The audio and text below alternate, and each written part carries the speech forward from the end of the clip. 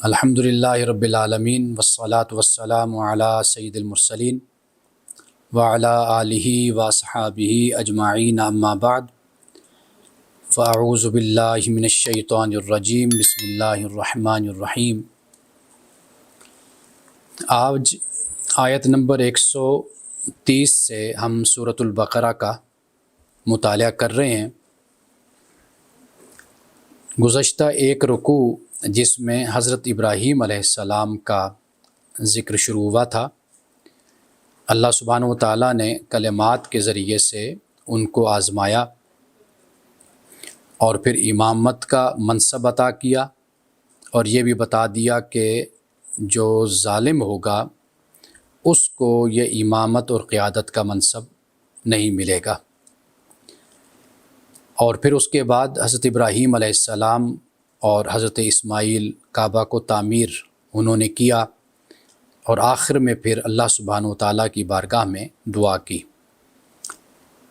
اور یہ دعا رسول اللہ صلی اللہ علیہ وسلم کے حق میں تھی کہ اے ہمارے رب، بھیج ان میں رسول ان میں سے کہ وہ رسول ان پر تیری آیات کی تلاوت کرے، کتاب اور حکمت کی تعلیم دے اور ان کو پاک کرے۔ یہاں تک ہم نے انک انت العزیز الحکیم یہاں تک ہم نے پڑھا تھا۔ اب اس کے بعد چونکہ یہود اور نصارہ ان کا جو عقیدہ تھا یا نظریہ تھا وہ تحریف شدہ تھا، اور وہ اپنے آپ کو ہر طریقے سے برتر اور قابل افتخار خیال کرتے تھے، جبکہ حضرت ابراہیم علیہ السلام سے تعلق ہونے کے دعوے دار تو تھے، لیکن حقیقت میں یہ تعلق برائے نام تھا۔ اس لیے یہاں پر حضرت ابراہیم علیہ السلام کا ذکر بھی ہے، اور یہ بتایا گیا ہے کہ ابراہیم علیہ السلام کی ملت، آپ کا دین کیا تھا، اور جو یہ حضرت ابراہیم علیہ السلام کی بات کرتے ہیں، ان سے وابستگی کی اور ان کے ملت اور دین کی، یہ در حقیقت ابراہیم کے راستے پر نہیں ہیں، یہ اپنے بنائے ہوئے راستے پر ہیں۔ فرمایا وَمَن يَرْغَبُ عَن مِّلَّةِ إِبْرَاهِيمَ إِلَّا مَن سَفِهَ نَفْسَهُ، کہ جو ابراہیم کی ملت سے منہ پھیرتا ہے، یعنی یرغبو کے ساتھ جب عن آتا ہے تو اس سے مراد پھر بے پرواہ ہونا، منہ پھیرنا ہے۔ تو ابراہیم کے دین سے، ابراہیم کی ملت سے جو منہ پھیرتا ہے، بے پرواہی اختیار کرتا ہے، تو یہ کون ہے؟ یہ کہا کہ یہ وہ شخص ہے کہ جو اپنے آپ کو بے وقوف جس نے بنایا ہوا ہے، یعنی جہالت میں اور حماقت میں اپنے آپ کو ڈالا ہوا ہے، وہی ابراہیم کے دین سے منہ پھیرتا ہے۔ اور ابراہیم ہے کون؟ فرمایا وَلَقَدِ اصْطَفَيْنَاهُ فِي الدُّنْيَا، کہ ہم نے ابراہیم کو دنیا میں اپنے کام کے لیے، اپنے مشن کے لیے ہم نے چن لیا۔ وَإِنَّهُ فِي الْآخِرَةِ لَمِنَ الصَّالِحِينَ، اور بے شک وہ آخرت میں صالحین میں سے ہوگا۔ اب یہاں پہ صالحین سے مراد یعنی انبیاء علیہ السلام کی جماعت، یعنی ابراہیم علیہ السلام کو اللہ تعالیٰ نے دنیا میں اپنے کام، اپنے مشن اور نبوت و رسالت، کار نبوت و رسالت کے لیے چن لیا، اور آخرت میں بھی ابراہیم علیہ السلام کا تعلق صالحین سے ہوگا۔ اب اس کے بعد فرمایا کہ اذ قال لہ ربہ اسلم، جب ابراہیم کو اس کے رب نے کہا کہ جھک جا، قال اسلمت لرب العالمین، تو ابراہیم نے کہا کہ میں جھک گیا مالک کائنات کے آگے، یعنی رب العالمین کے آگے میں جھک گیا۔ اب یہاں پہ آپ دیکھ لیجئے کہ حضرت ابراہیم علیہ السلام کو اللہ نے جھکنے کا فرمایا، یعنی یہاں پر جھکنے سے مراد اطاعت و فرما برداری اللہ تعالیٰ کے احکام فرامین، اللہ کا دین پیورٹی کے ساتھ اور اخلاص کے ساتھ ابراہیم علیہ السلام نے سب مشن کا جھک جانے کا مظاہرہ کیا۔ اور ادھر اللہ نے کہا جھک جا، تو ادھر ابراہیم نے اللہ کی بارگاہ میں عرض کی کہ میں رب العالمین کے آگے یا رب العالمین کے لیے میں جھک گیا۔ ان الفاظ سے خود سپردگی کا اظہار بھی ہوتا ہے کہ ابراہیم نے کس طرح سب مشن کا خود سپردگی کا مظاہرہ فرمایا اور اللہ کے حکم کے سامنے جھک گئے۔ اب یہ جو بات ہے کہ جھک جانا، فرما برداری، یہ جذبہ در حقیقت انسان کے اندر اگر ہو کہ وہ اپنی وابستگیاں، اپنی گروہ بندی، اپنے تعصبات، عصبیتیں اور اپنے تعلقات، ان سب کو چھوڑ کر اور ثانوی حیثیت دے کر پہلی حیثیت اللہ کے حکم کو دے، اللہ کے احکام کو دے، اللہ کے دین کو دے، تو در حقیقت علم بھی اسی بات کا نام ہے۔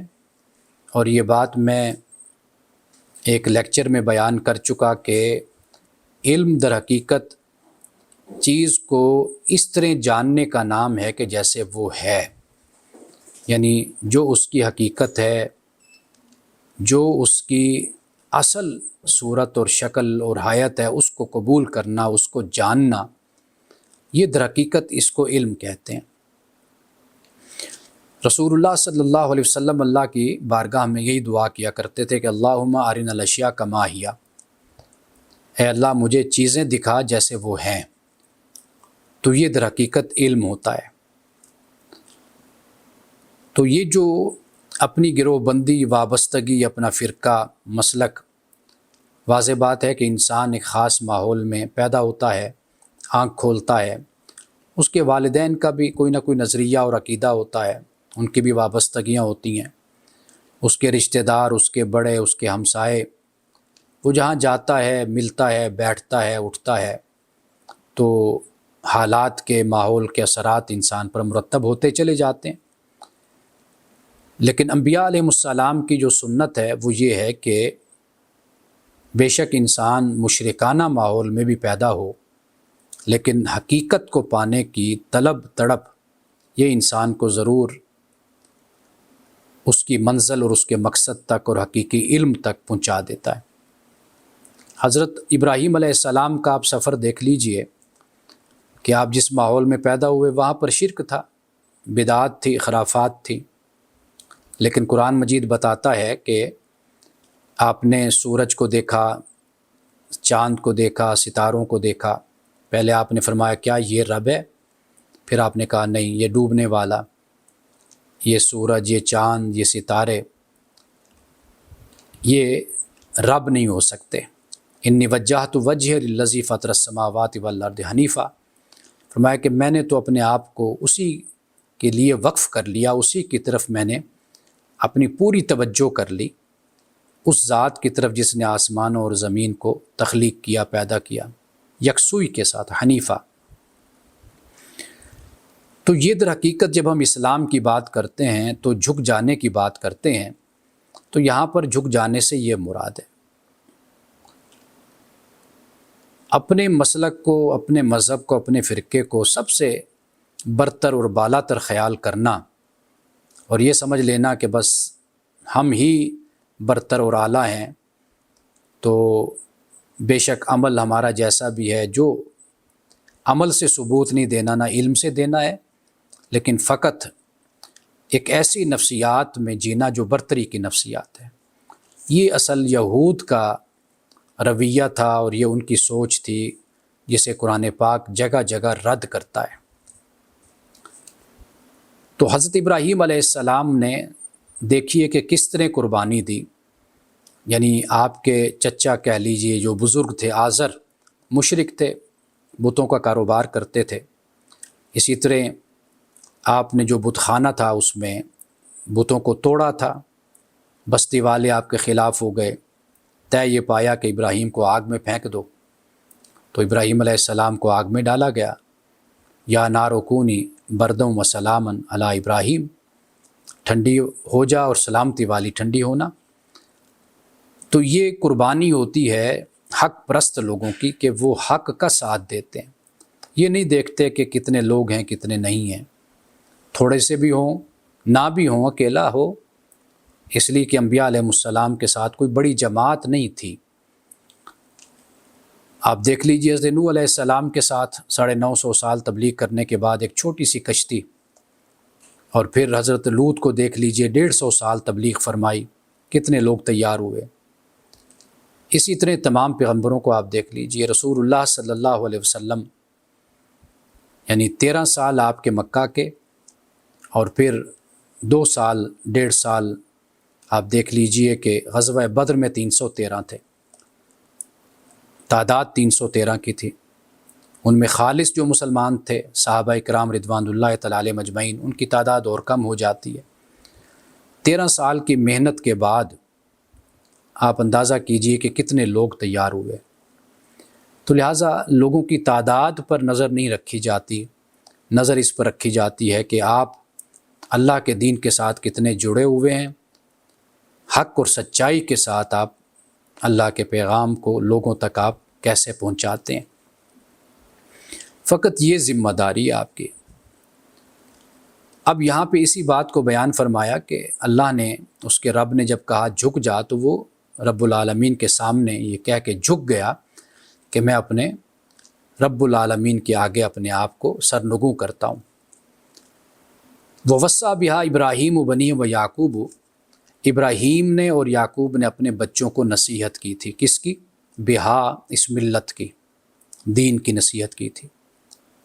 یا بنی، یا اے میرے بیٹو، اے میرے بچوں، ان اللہ اصطفیٰ لکم الدین، کہ بے شک اللہ نے تمہارے لیے دین کو چن لیا ہے، فلا تموتن الا وانتم مسلمون، تو تم صرف اور صرف فرمانبرداری کی حالت میں ہی مرنا، یعنی اس حالت میں تمہیں موت آئے کہ تم اللہ کے فرمانبردار ہو۔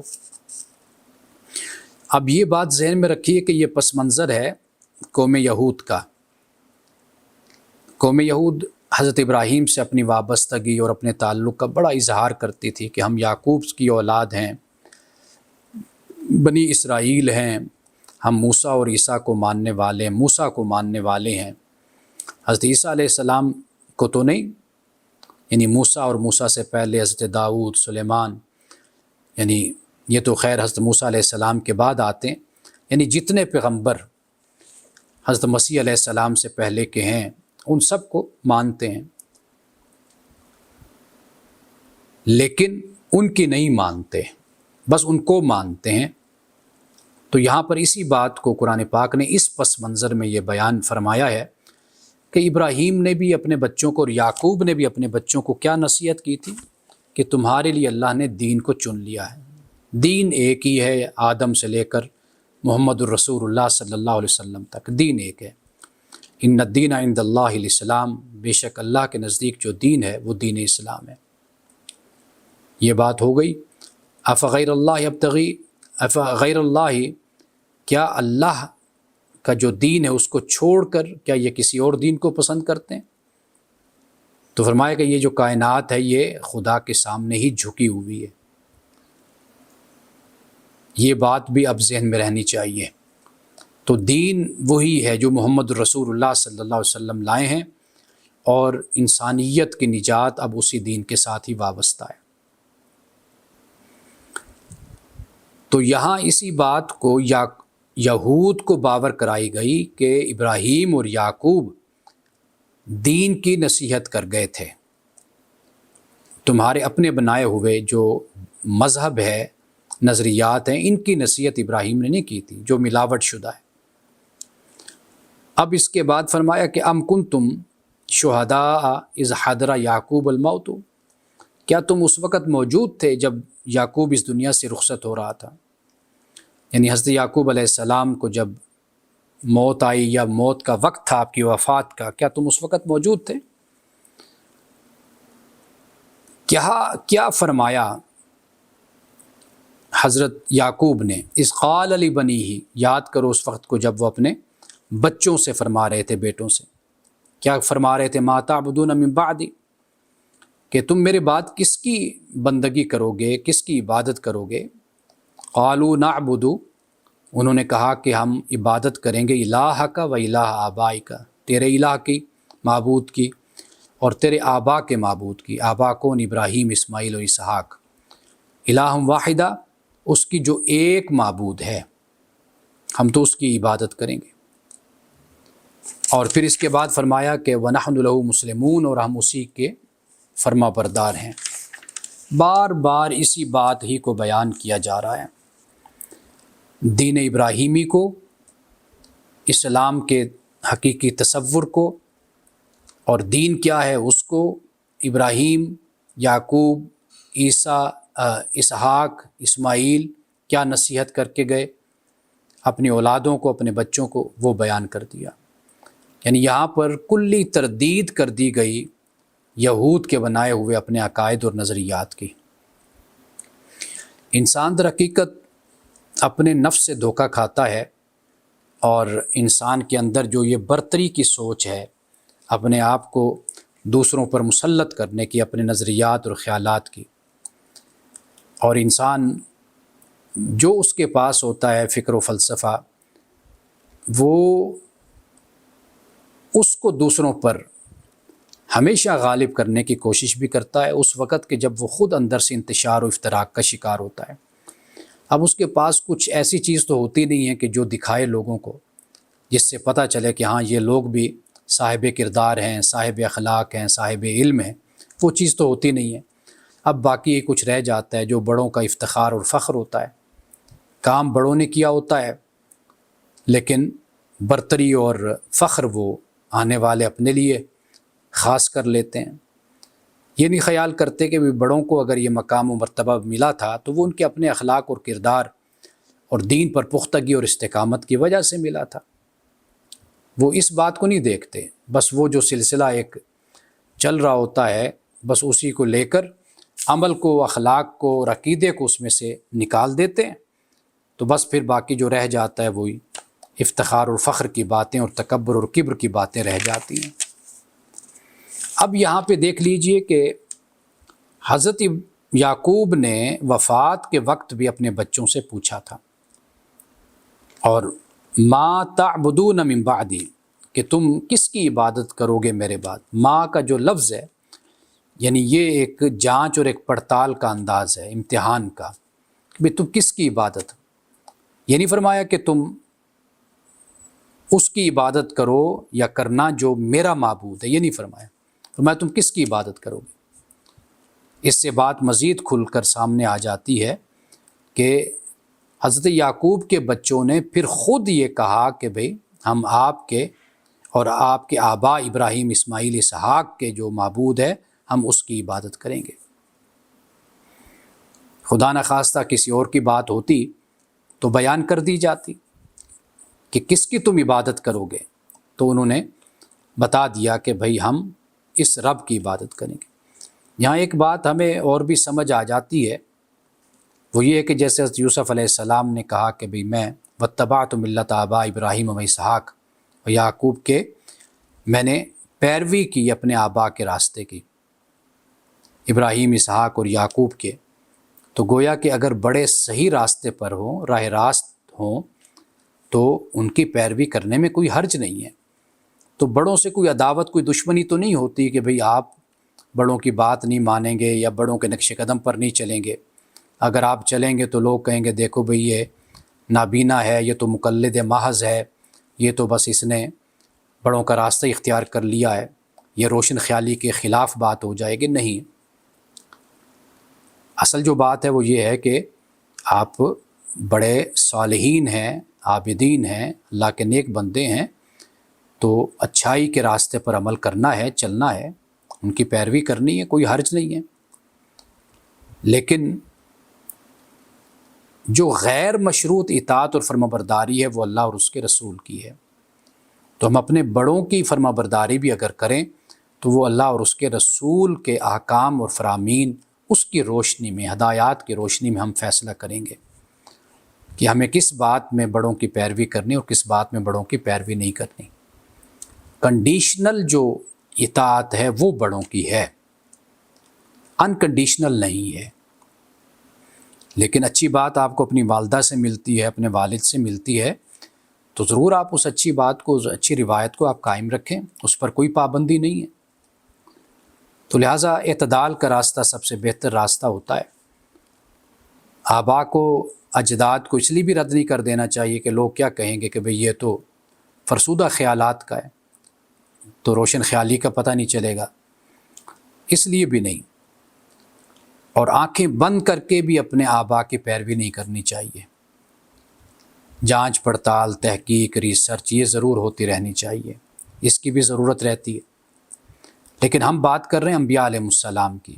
حضرت یوسف علیہ السلام نے جب اپنے آبا کی بات کی تھی تو یہ اللہ کے پیغمبر ہیں، ابراہیم، اسحاق اور یعقوب، اور یہاں پر بھی ابراہیم، اسماعیل اور اسحاق کی بات کی گئی ہے، تو یہ بھی اللہ کے پیغمبر ہیں۔ اور ان کا جو نقطہ ہے، یعنی خلاصتاً اگر میں بات بیان کروں، وہ ہے توحید، اللہ کی وحدانیت، یہ ہے تعلیم جسے بیان کیا گیا۔ تو یہود در حقیقت جن خرابیوں میں مبتلا ہوئے تھے، وہ توحید بنیادی طور پر ان کے عقیدے کا مرکز نہیں رہی، وہ بکھر گئے، انتشار کا شکار ہو گئے، اور پھر اس کے بعد اپنے پیغمبر جو وہ کتاب دے کر گئے تو پھر اس میں بھی تحریف کے مرتکب ہوئے، حلال و حرام کے اپنے قاعدے اور اصول بنا لیے۔ اب اس کے بعد جو آخری آیت ہے، یہ بہت ہی اہم آیت ہے۔ اگر مسلمان بھی اس آیت پر عمل کریں تو مسلمانوں کے مسائل، جو کلامی مسائل ہیں اور جو ہمارے ہاں فرقہ وارانہ مسائل ہیں، وہ سب مسئلے حل ہو سکتے ہیں۔ قرآن مجید نے ایک چھوٹی سی آیت میں اس مسئلے کو حل کر دیا۔ فرمایا تلک امت قد خلت، کہ یہ امت تحقیق گزر گئی، لہا ما کسبت ولکم ما کسبتم، ان کے لیے جو انہوں نے کمایا اور تمہارے لیے جو تم کماؤ گے یا تم کماتے ہو، ولا تسألون عما کانوا یعملون، اور تم سے نہیں پوچھا جائے گا اس کے بارے میں جو وہ کرتے تھے۔ یعنی ایک تو یہود کے اس نظریے کو باطل قرار دے دیا اللہ سبحانہ و تعالیٰ نے کہ جو پہلے لوگوں کی نیکیاں ہیں ان میں سے تمہیں بھی کچھ ملے گا، تو نہیں، ایسا نہیں ہے، ان کی نیکیاں ان کے ساتھ ہیں، اور تم اس خیال سے بیٹھے رہو کہ بھئی ہمیں چونکہ ہم بڑوں کی اولاد ہیں یا اس سلسلہ سے ہمارا تعلق ہے، تو لہٰذا جو وہ کر گئے تو وہ ہمارے لیے بھی کافی ہو جائے گا، ہم بھی بخشے جائیں گے قیامت میں بھی اور دنیا میں بھی، اسی بنیاد پر ہمیں برتری اور ہمیں دنیا میں غلبہ اور اقتدار ملا رہے گا۔ تو کہا کہ ایسا نہیں ہے، وہ ایک جماعت تھی، ایک گروہ تھا، وہ چلا گیا، تو ان کے لیے وہ کچھ ہے جو انہوں نے کیا، اور تمہارے لیے وہ ہے جو تم کرو گے۔ یعنی ان کی نیکیوں میں تمہارا کوئی حصہ نہیں ہے، تمہاری اپنی نیکیاں ہیں، اس میں سے تمہیں اجر ملے گا، اسی کا تمہیں بدلہ ملے گا۔ اور یہاں پر جو یہ فرمایا نا کہ تم سے نہیں پوچھا جائے گا اس کے بارے میں جو وہ کرتے تھے، یہ اس آیت کو اگر ہم مسلمان یاد رکھیں تو ہمارے ہاں بہت سے اختلافات ختم ہو جائیں گے۔ یعنی صحابہ کرام رضوان اللہ تعالی علیہ مجمعین دنیا سے تشریف لے گئے، اب یہاں پر شیعہ سنی اختلافات، مناظرے، فسادات، اب اس کا کیا جواز رہ جاتا ہے؟ جو اللہ کی بارگاہ میں چلا گیا وہ اللہ کے ہاں جواب دہی ہوگی اس کی، وہ جواب دے گا، اللہ کے بارگاہ میں حاضر ہوگا، وہ میں نے بھی حاضری دینی ہے، وہ آپ نے بھی دینی ہے، وہ سب نے دینی ہے، اللہ کے نیک بندے بھی حاضر ہوں گے، جماعت مسلمین بھی حاضر ہوگی، رسول اللہ صلی اللہ علیہ وسلم کے صحابہ، اہل بیت، آل رسول، علماء، فقہاء، ائمہ، سب اللہ کی بارگاہ میں حاضر ہوں گے۔ تو کسی کی توہین کرنا، کسی کے بارے میں نازیبا جملے بولنا، یا اس طریقے سے مسئلے کو بیان کرنا کہ جیسے کوئی خاندانی مسئلہ ہے، اور اس جھگڑے کو اس حد تک پھیلا دینا، اس بات کو اور اس اختلاف کو، کہ پوری امت جس سے متاثر ہو۔ تو جو بھی اس دنیا میں آیا وہ اس دنیا سے جائے گا، اللہ کی بارگاہ میں اس کی حاضری ہوگی۔ اگر خدا نخواستہ ایک مسلک کے نزدیک کسی سے کوئی خطا ہو گئی، کوئی غلطی ہو گئی، کسی کے نقطہ نظر کے مطابق ان سے کوئی غلط فیصلہ ہوا، اللہ کی بارگاہ میں چلے گئے۔ اب اس بنیاد پر ہم جو یہاں پر اختلاف کر کے امت کو تقسیم کریں اور معاشرے میں ہم جنگ و جدال کا ماحول پیدا کریں، انسانی جان خطرے میں پڑ جائے، عزت آبرو خطرے میں پڑ جائے، معاشرہ فساد کی نظر ہو جائے، تو ہمیں تو اس کا پابند ہی نہیں کیا گیا کہ ہم کسی کے بارے میں کوئی ایسی بات کہیں۔ اللہ کی بارگاہ میں سب چلے گئے، ہم بھی چلے جائیں گے تو سارے معاملات وہاں پر واضح ہو جائیں گے۔ تو یہ سب سے بہتر طریقہ ہے جو قرآن پاک بیان کر رہا ہے کہ یہ ایک جماعت ہے جو گزر گئی، ان کے لیے جو انہوں نے کیا اور تمہارے لیے وہ جو تم کرو گے، اور جو وہ کرتے تھے اس کے بارے میں تم سے سوال نہیں کیا جائے گا، تم سے پوچھا نہیں جائے گا۔ اس بات کو آپ ذہن میں رکھ لیجئے، اور جہاں پر بھی کوئی اس طرح کا اختلاف اور جہاں پر بھی اس طرح کی کوئی بات ہو تو وہاں پر خاموشی اختیار کر لیجئے، اور قرآن مجید کی اس آیت کی تلاوت کیجئے، اس آیت کو پڑھیے اور اس آیت کو اپنے آپ ذہن میں رکھیے، سارے مسئلے اس سے حل ہو جائیں گے۔ ہاں اگر کوئی بات سمجھانی ہے وقتی طور پر اس کا ضرور اظہار ہونا چاہیے، اپنی بات کو انسان بیان کر دیتا ہے، اپنے نقطہ نظر کو، اپنے موقف کو بیان کر دیتا ہے، لیکن دلیل کے ساتھ۔ تو ایسا نہیں ہونا چاہیے کہ کسی کی ملامت ہو، کسی پر الزام ہو، کسی پر تہمت ہو، کسی کی شان میں گستاخی ہو، اور یہ انداز اور رویہ نہیں ہونا چاہیے کہ بھئی نعوذ باللہ جو سازش ہے، جو بھی غلط بات ہے وہ کسی خاص شخص کی طرف منسوب کر دیا جائے، اور جو اچھائی ہے، جو خوبی ہے وہ کسی اور کی طرف منسوب کر دی جائے۔ تو یہ رویہ بہت ہی نامناسب ہوتا ہے۔ ویسے بھی تاریخ، ہسٹری کو اگر ہم دیکھیں گے تو ہسٹری میں ایک بات بہت سے حوالوں سے اور بہت طریقوں سے نقل کی ہوتی ہے۔ تاریخ کوئی قابل اعتبار ذریعہ اور وسیلہ نہیں ہوتا کہ جس کی بنیاد پر ہم کوئی مستقل کوئی موقف ہم اختیار کر سکیں۔ آپ یوں کہہ لیجئے کہ تاریخ وہ پٹاری ہے کہ جس میں سے ہر طرح کی چیز باہر نکالی جا سکتی ہے، ہر طرح کی چیز باہر آ جاتی ہے۔ آپ کسی مسئلے پر بات کر لیں، کسی شخصیت پر کر لیں، کچھ بھی آپ کر لیں۔ الامان والحفیظ، اسی تاریخ کی وجہ سے تو انبیاء علیہ السلام کی عصمت کو بھی لوگوں نے بگاڑ دیا۔ آپ واقعات دیکھ لیجیے۔ آج کل میں سٹی 42 پہ جو بات کرتا ہوں، اب حضرت موسیٰ علیہ السلام، حضرت ہارون علیہ السلام پر ہم نے گفتگو کی، پروگرام ریکارڈ کروائے۔ اب اس میں حیران ہوتا ہے انسان کہ کیا کچھ تورات اور انجیل میں لکھ دیا گیا، حضرت ہارون کے بارے میں، حضرت موسیٰ علیہ السلام کے بارے میں، حضرت لوط کے بارے میں، پیغمبروں کے بارے میں کیا کچھ لکھا گیا۔ یہ ساری تاریخ ہے۔ تو لہٰذا تاریخ کی بنیاد پر ہمیں اپنے اندر فرقہ وارانہ جو جذبات ہیں اور اختلافات ہیں ان کو پیدا نہیں کرنا چاہیے، اور اس سے ہمیں پرہیز کرنا چاہیے۔ اللہ کی کتاب محفوظ ہے، قرآن مجید، اس سے ہمیں جتنا ہو سکے ہم جڑیں گے تو ہم فسادات سے، انتشار و افتراق اور فرقہ واریت سے ہم بچے رہیں گے۔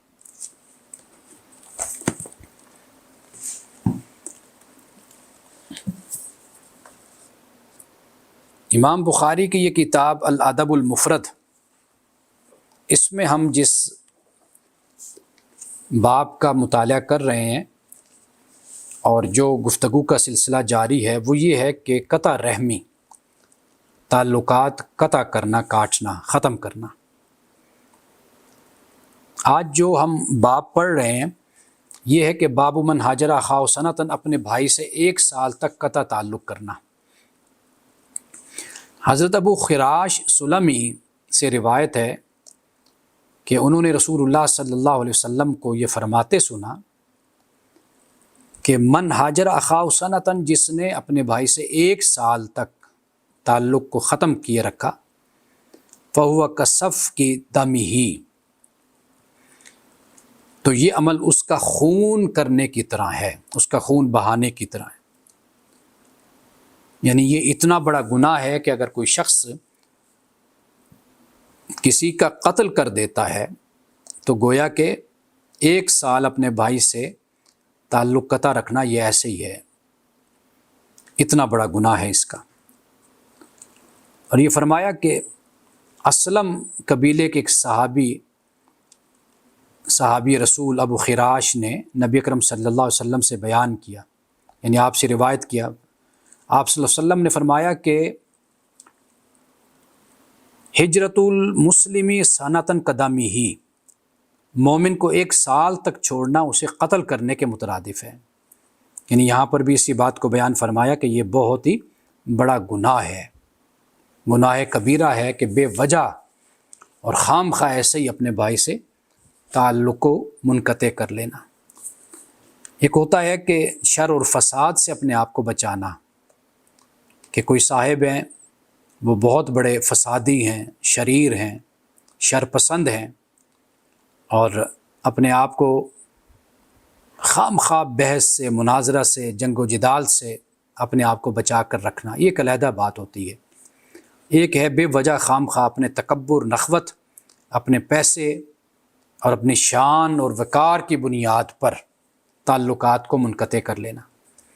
جیسے کئی لوگ ہوتے ہیں کہ جو نیچے سے اوپر جاتے ہیں، ترقی کرتے ہیں، جب وہ ترقی کر جاتے ہیں تو پھر اپنے جو ماتحت یا اپنے سے کم تر ہوتے ہیں رشتہ دار، تو ان سے نہ ملتے ہیں نہ تعلق رکھتے ہیں، اس بنیاد پر کہ یہ اب ہمارے سٹیٹس کے نہیں ہیں۔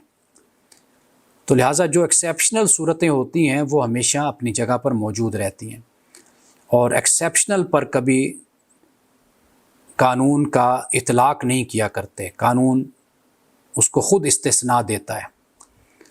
یہ بات میں پہلے بھی کئی مرتبہ کہہ چکا کہ ہمارے ہاں اصل معاملہ یہ ہوتا ہے، آپ کبھی کسی سے کچھ کہہ دینا تو وہ فوراً استثناء جو ہوگا نا، ایکسیپشنل صورت ہوگی، پہلے اس کو سامنے لے کر آ جائے گا۔ یعنی کسی حوالے سے بھی آپ بات کر لیں، جس کی مثال میں یہ دیا کرتا ہوں کہ جیسے انسان اپنے ملازمین کے ساتھ کبھی سختی کرتا ہے، تو اگر سختی سے منع کیا گیا تو فوراً یہ سوال ہوگا کہ جی پھر تو ہم تو سختی کر بیٹھتے ہیں۔ تو حالانکہ وہ استثناء ہوتا ہے، وہ اپنی جگہ پر قائم رہتا ہے، کہ کبھی آپ اپنے ملازم پر سختی بھی کرتے ہیں، سختی کرنے کی وجہ اس کی بددیانتی بھی ہوتی ہے، اور اس کی ریگولیرٹی کا نہ ہونا، وقت پر اس کا نہ آنا، خیانت کرنا اور وقت کو صحیح استعمال نہ کرنا، بہت سی وجہ ہوتی ہیں۔ تو اگر آپ وہاں پہ سختی کریں تو اس کا اس سے کوئی تعلق نہیں ہے۔ یہ جو نصیحتیں ہوتی ہیں یہ عام معمولات کی جو زندگی ہوتی ہے اس سے متعلق ہوتی ہیں۔ اب امن کی کتنی تلقین کی گئی ہے، امن، سلامتی، خوش اخلاقی، لیکن کبھی جنگ بھی ہو جاتی ہے، اب اس کو استثناء حاصل ہوتا ہے، اب پھر جنگ کے اپنے اصول اور قاعدے ہوتے ہیں۔ تو اس لیے ہم لوگ جب کوئی ایسی بات سنتے ہیں تو ہم فوراً اس مشکل میں پڑ جاتے ہیں کہ پھر ایسا تو نہیں کرنا چاہیے یا ویسا نہیں کرنا چاہیے۔ تو یہ حالات پر ڈیپینڈ کرتا ہے کہ اگر کہیں پر کوئی ایکسیپشنل صورت ہو تو پھر آپ اس سے ہٹ کر بھی ایک رویہ اختیار کرتے ہیں۔ حضرت ابو ایوب انصاری رضی اللہ تعالیٰ عنہ سے روایت ہے کہ رسول اللہ صلی اللہ علیہ وسلم نے فرمایا، کسی مسلمان کے لیے حلال نہیں کہ وہ اپنے بھائی سے 3 دن سے زیادہ قطع تعلق کرے، اس طرح کہ جب دونوں ملیں تو یہ منہ ادھر کرے اور یہ دوسرا ادھر کرے، اور ان میں سے بہتر وہی جو سلام میں پہل کرتا ہے۔ یہ اب اس رویے کے اختیار کرنے کی کئی وجوہات ہوتی ہیں، آپس میں بد کلامی ہوتی ہے، بد زبانی ہوتی ہے، ایک شخص بڑا بد زبان ہوتا ہے، بڑا بد کلام ہوتا ہے، غیبت کرنے والا ہوتا ہے، جھوٹ بولنے والا ہوتا ہے، ستانے والا ہوتا ہے، اپنی دولت اور اپنے عہدے اور شان کو دوسرے پر نمایاں کر کے فخر کا اظہار کرنے والا ہوتا ہے، بہت سی وجہ ہوتی ہیں، لیکن قطع تعلق کی اس حد تک نہ ہو، بس کم از کم اتنا تو ہو کہ انسان آتے جاتے سلام کر لیتا ہے، مل لیتا ہے، اس چیز کو برقرار رکھنا چاہیے، اور بالکل قطع تعلق کی نہیں ہونی چاہیے۔ حضرت ہشام بن عامر رضی اللہ تعالیٰ عنہ کہتے کہ میں نے رسول اللہ صلی اللہ علیہ وسلم کو فرماتے سنا، کسی مسلمان کے لیے حلال نہیں کہ وہ کسی مسلمان سے 3 رات سے زیادہ قطع تعلق کرے، بلا شبہ جب تک وہ 3 رات سے زیادہ کا تعلق رکھتے ہیں وہ دونوں حق سے ہٹے ہوتے ہیں۔ جو ان میں سے پہلے حق کی طرف لوٹے یعنی تعلق جوڑے تو اس کی یہ سبقت اس کی سابقہ قطع تعلق کا کفارہ بن جائے گی۔ اگر وہ دونوں قطع تعلقی کی حالت میں مر گئے تو دونوں ہی جنت میں داخل نہیں ہوں گے۔ اب یہ در حقیقت جنت میں داخل نہ ہونے کی وجہ یعنی کہ یہ اتنا بڑا گناہ ہے، گناہ کبیرہ ہے کہ یہ ممکن ہے کہ جنت میں داخلے میں رکاوٹ بن جائے۔ جیسے رکاوٹ بن جاتی ہے کہ انسان دوڑ لگا رہا ہے، اب دوڑ لگانے میں اگر کوئی فینس جس کو کہتے ہیں کوئی ہرڈل کھڑی کر دی جائے تو واضح بات ہے اس کی سپیڈ کم ہوتی چلی جائے گی۔ اگر وہ رکاوٹ نہ ہو، جنگلہ نہ ہو یا جو کوئی چیز کھڑی کی ہوئی نہ ہو اس کے سامنے تو واضح بات ہے وہ تیز دوڑے گا۔ تو یہ جو برائی کے کام ہیں یہ اصل میں جنت کی راہ میں رکاوٹ بنتے چلے جاتے ہیں۔ تو ان رکاوٹوں کو ہٹانا چاہیے، نہ کہ ان رکاوٹوں کو زیادہ انسان پیدا کرتے۔ حضرت ابو ہریرہ رضی اللہ تعالیٰ عنہ سے روایت ہے کہ رسول اللہ صلی اللہ علیہ وسلم نے فرمایا کہ لا تباغضوا، آپس میں بغض نہ رکھا کرو، ولا تحاسدوا، اور نہ ایک دوسرے سے حسد کیا کرو، وکونوا عباد اللہ اخوانا، اور اے اللہ کے بندو بھائی بھائی بن کے رہا کرو۔ آپس میں بغض بھی نہ رکھو یعنی کینہ ایک دوسرے کے بارے میں، اور ایک دوسرے سے حسد بھی نہ کیا کرو کہ میرے پاس نہیں ہے تو اس کے پاس بھی نہ رہے، یہ حسد ہے۔ ہاں یہ جذبہ ہونا چاہیے کہ اس کو اگر دیا ہے تو اے اللہ مجھے بھی تو عطا فرما۔ تو ویسے جو حسد کا جذبہ، رشک کا جذبہ اگر ہو تو علم پر انسان ضرور اختیار کرے کہ اگر کسی کے پاس علم ہے تو اس میں انسان مقابلہ کرے، مسابقت، کمپٹیشن علم میں ہونا چاہیے، باقی چیزوں میں نہیں ہونا چاہیے۔ کچھ چیزیں جو خدا کی دی ہوئی ہوتی ہیں یعنی انسان کی خوبصورتی ہے، یہ اللہ کی عطا کردہ ہوتی ہے۔ علم انسان اپنی اللہ کے فضل کے بعد اپنی محنت سے، کوشش سے حاصل کرتا ہے۔ تو ایسے معاملات میں رشک کرنا چاہیے۔ جس کے پاس قرآن کا علم ہے اس معاملے میں رشک کیا جائے۔ اگر کوئی شخص دولت میں ہے، حلال اور جائز طریقے سے کماتا ہے، اس کے پاس مال اور دولت ہے، اس میں بھی رشک ہونا چاہیے، حسد ہونا چاہیے، یعنی حسد بمعنی رشک۔ اب یہ فرمایا، حضرت ابو ہریرہ سے روایت ہے کہ نبی اکرم صلی اللہ علیہ وسلم نے فرمایا قیامت کے دن اللہ کے نزدیک بدترین لوگوں میں تم اسے پاؤ گے جو 2 منہ والا ہوگا۔ جیسے سانپ کے 2 منہ ہوتے ہیں نا، ذل وجہین، 2 منہ ہوتے ہیں۔ الذی یأتی ہؤلاء بوجہ وہؤلاء بوجہ، جو ان کے پاس ایک چہرے سے آتا ہے اور دوسروں کے پاس ایک اور چہرے سے جاتا ہے۔ یعنی یہ کون شخص ہے؟ لا يدخل الجنت نمام، چغل خور جنت میں نہیں جائے گا۔ یعنی ایک کی بات دوسرے کو اس نیت سے پہنچانا کہ بھئی ان دونوں کے درمیان ناراضگی ہو، فساد پھیلے، آپس میں لڑیں جھگڑیں، یہ جو کام ہوتا ہے اس کو چغل خوری کہتے ہیں۔ تو یہ 2 منہ والا شخص ایسے ہی ہوتا ہے، ادھر بھی وفاداری محبت دوستی، ادھر بھی دوستی محبت، یہ شو کرتا ہے۔ پھر کیا کرتا ہے؟ ادھر سے بات لے گا اور بات لے کر جا کر دوسرے کو فساد کے نقطہ نظر سے بتائے گا تاکہ یہ دونوں آپس میں لڑیں۔ یا منافقت بھی ہے، یہ بھی ایک لحاظ سے منافقت ہی ہوتی ہے جو چغل خوری ہوتی ہے۔ اور نفاق عملی میں رسول اللہ صلی اللہ علیہ وسلم نے جھوٹ بولنا بھی فرمایا کہ جب بات کرے گا جھوٹ بولے گا، جب جھگڑا کرے گا تو گالم گلوچ کرے گا، امانت رکھی جائے گی تو خیانت کرے گا، یہ رسول اللہ صلی اللہ علیہ وسلم نے فرمایا۔ اب آپ خود اندازہ کیجئے کہ اخلاقیات کی کتنی اہمیت ہے اسلام میں، رسول اللہ صلی اللہ علیہ وسلم نے اس کی کتنی تاکید آپ نے فرمائی اور کس طریقے سے مسائل کو واضح کیا ہے۔ یہ ہے ایک مسلمان کی معاشرت، اور یہ اصل میں دینداری ہے۔ رسول اللہ اسی کو دینداری قرار دیتے ہیں کہ جو اخلاق میں اچھا ہے۔ نہ نماز کا ذکر ہوتا ہے اور نہ انسان کے لباس کا ذکر ہوتا ہے، کچھ نہیں ذکر ہوتا۔ اگر ذکر ہوتا ہے تو اخلاق کا ذکر ہوتا ہے، کردار کا ذکر ہوتا ہے، یہ ہے اصل میں دینداری۔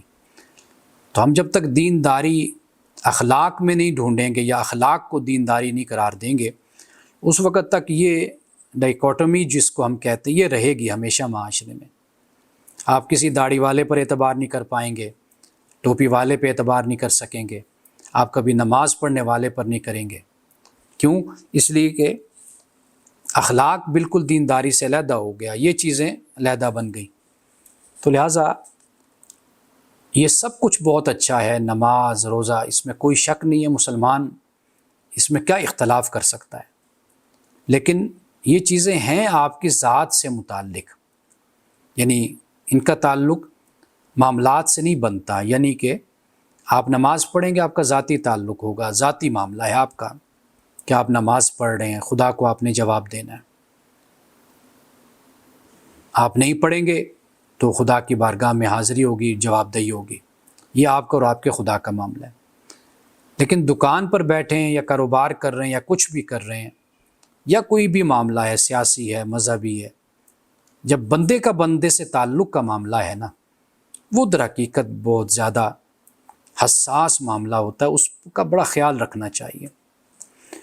اور خام خواہ اسلام بدنام ہوتا ہے، خام خواہ اسلام پر اعتراض ہوتا ہے کہ یہ مسلمان ہیں، کہ دیکھو اپنے آپ کو مسلمان کہتے ہیں، اپنے آپ کو دیندار کہتے ہیں، لیکن دینداری کی کوئی بات ان کے اندر پائی نہیں جاتی۔ تو لہٰذا اس کا ہمیں بہت زیادہ خیال کرنا چاہیے۔ حضرت ابو ہریرہ رضی اللہ تعالی عنہ سے روایت ہے، فرماتے ہیں کہ رسول اللہ صلی اللہ علیہ وسلم نے فرمایا ایاکم والظن، بدگمانی سے بچو، فإن الظن اکذب الحدیث، فرمایا کہ جو بدگمانی ہے سب سے جھوٹی بات ہے۔ بدگمانی بہت بہت ہے، بہت ہے۔ بدگمانی کا دائرہ صرف یہ نہیں ہوتا کہ کوئی آپ کے پاس بیٹھا بات کر رہا ہے، دو افراد تو آپ بیٹھے ہیں تو آپ یہ خیال کریں کہ یہ میرے بارے میں کوئی چغلی کر رہے ہوں گے یا کوئی غیبت کر رہے ہوں گے۔ یہ صرف بدگمانی نہیں ہوتی، یہ ساری بدگمانیاں جو آج کل ہو رہی ہیں سوشل میڈیا پر ایک دوسرے کے خلاف، سیاست میں، مذہب میں، فرقہ واریت میں، جو کچھ بھی ہو رہا ہے یہ سارا بدگمانی ہے۔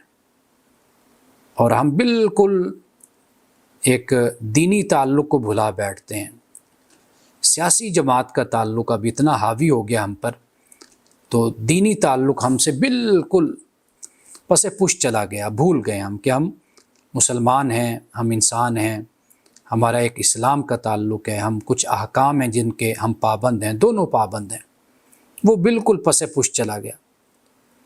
ایسے لگتا ہے نعوذ باللہ کوئی نیا دین، نیا مذہب وجود میں آ گیا ہے، کہ نیا کوئی شخص سامنے آ گیا، کوئی شخصیت آ گئی۔ یہ رویہ بہت زیادہ نقصان دہ ہے ہمارے عمل اور کردار کے لیے، ایمان کے لیے۔ اس کی ہمیں خیر منانی چاہیے اور اپنے اوپر نظر رکھنی چاہیے۔ تو فرمایا کہ بدگمانی سے بچو، کیوں؟ بدگمانی سب سے جھوٹی بات ہے۔ ولا تناجشوا، اور بولی نہ چڑھاؤ، یعنی اس سے مراد یہ ہوتا ہے کہ جیسے کوئی سودے پہ سودا بیچتا ہے، ایک کسٹمر کلائنٹ آ گیا، ایک کہتا ہے جی 10 روپے کی، دوسرے آواز دیتا ہے میرے پاس آ جاؤ بھائی 5 روپے کی دوں گا، تو دیتا 5 روپے کی وہ بھی نہیں ہے، وہ کسی اور طریقے سے باقی 5 بھی وصول کر لیتا ہے۔ ایک چیز سستی دے گا تو دوسری چیز ساتھ مہنگی دے دے گا، تو یہ اسی طریقے سے سودے بکتے ہیں۔ ولا تحاسدوا، فرمایا کہ باہمی طور پر حسد اور بغض بھی نہ رکھا کرو۔ ولا تباغضوا، تحاسدوا، حسد بھی نہ کرو، ولا تباغضوا، اور بغض بھی نہ رکھا کرو ایک دوسرے سے، ولا تنافسوا، ایک دوسرے سے مقابلے بازی بھی نہ کرو۔ یعنی یہاں پر مقابلے بازی سے مراد یہ ہے کہ جیسے قرآن نے کہا الہاکم التکاثر، کہ تمہیں غافل کر دیا تکاثر نے، کہ تم ایک دوسرے کا مقابلہ کرتے ہو زیادہ مال پیسہ جمع کرنے میں، جسے اسٹیٹس کی دوڑ کہا جاتا ہے۔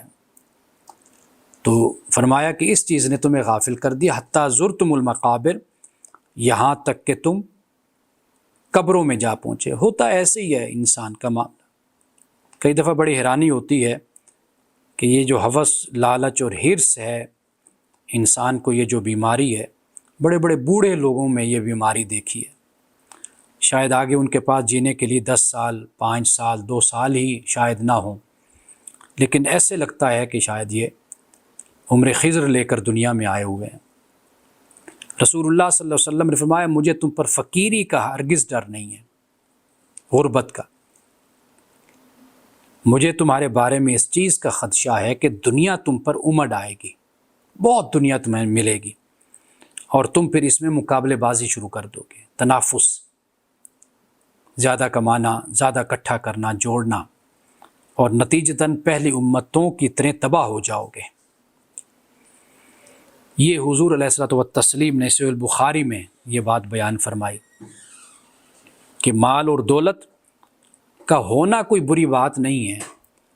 یہ بات میں ہمیشہ کہا کرتا ہوں، یہ در حقیقت وہ جو رویہ ہے، ایک نفسیات ہے، ایک بیماری جو پیدا ہو جاتی ہے نا لوگوں میں، کہ کہیں پر بھی اطمینان نہیں ہوتا، تو یہ در حقیقت رسول اللہ اصل میں اس بیماری اور اس مرض کو بیان فرما رہے ہیں کہ مقابلے بازی شروع ہو جاتی ہے۔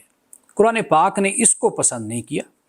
باقی دعا میں دنیا پہلے ہے، اللہ کہتا ہے دنیا سے اپنا حصہ لینا مت بھولو، یہ قرآن پاک بیان کرتا ہے۔ رسول اللہ نے دنیا کو پہلے رکھا، دعا میں پھر آخرت کو بیان کیا۔ تو میں ہمیشہ یہ بات کہتا ہوں کہ یہ جو مینٹیلٹی ہے، ذہنیت ہے، اللہ اور اللہ کا رسول در حقیقت اس کی مذمت فرماتا ہے، بنیادی طور پر دولت کی، مال کی مذمت نہیں کرتا۔ بلکہ آج میں ایک حدیث مسند امام احمد کی پڑھ رہا تھا، اللہ تعالیٰ نے اس شخص کو بہترین، رسول اللہ نے اس کو بہترین شخص قرار دیا کہ جس کی زندگی بھی لمبی ہو اور جو مال والا بھی ہو، وہ بہترین فرمایا۔